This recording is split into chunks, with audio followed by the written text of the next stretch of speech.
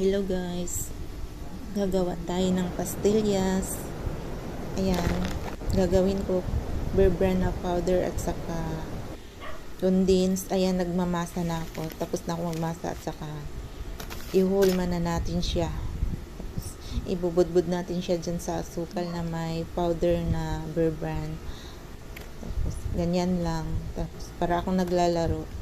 Tapos ayan, pagulong-gulong natin siya dyan sa asukal. Ilipat natin sa isang lagayan para mawala yung mga asukal. Ayan, na-arrange na natin. Ayan, nagbabalot na ako niyan guys. Hindi ko makuna ng video yung pagbabalot ko kasi wala akong lagayan ng cellphone. Ayan na siya.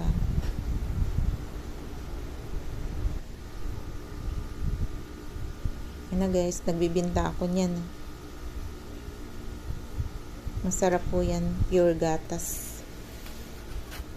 Ganyan.